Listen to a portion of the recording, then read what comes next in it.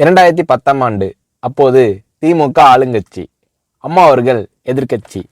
ஒரு பெரிய மிரட்டல் விடுத்து அம்மா அவர்களுக்கு எதிராக மதுரை மாவட்டத்தில் பல இடங்களில் போஸ்டர் ஒட்டியிருந்தார்கள்.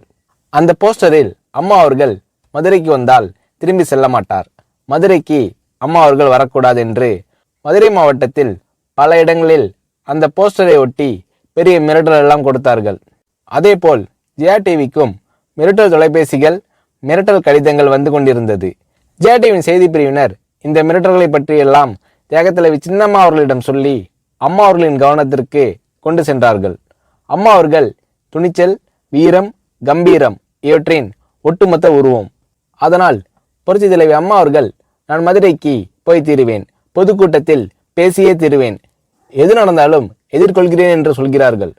ஒரு கட்டத்தில் ஜெயா டிவிக்கு மிரட்டல் எப்படி வருகிறது என்றால், ஜெயா டிவியின் அலுவலகத்தை வெடிகுண்டு வைத்து தகர்ப்போம், அம்மா அவர்கள் மதுரைக்கு வந்தால் ஜெயா டிவியை ஒழிப்போம், இப்படியெல்லாம் நிறைய மிரட்டல்கள் தொலைபேசியின் வாயிலாகவும் கடிதத்தின் வாயிலாகவும் வந்து கொண்டிருக்கிறது.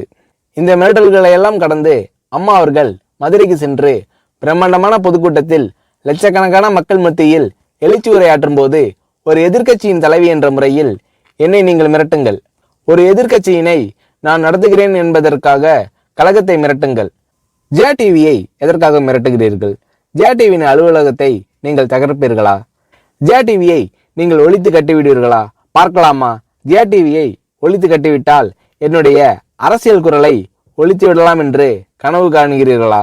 ஜெயா டிவி என் உயிருக்கும் மேலானது, நான் என்னுடைய உயிரை விட அதிகமாக நேசிப்பது, என்னுடைய அரசியல் கரமாக நான் போற்றி புகழ்வது, அதன் மேல் நீங்கள் கை வைப்பீர்களா, பார்க்கலாமா என்று எழுச்சி உரையாற்றினார் புரட்சி தலைவி அம்மா அவர்கள். இப்படியெல்லாம் அம்மா அவர்களின் அன்புக்கும் மரியாதைக்கும் பாத்திரமாக ஜெயா டிவி இருந்தது.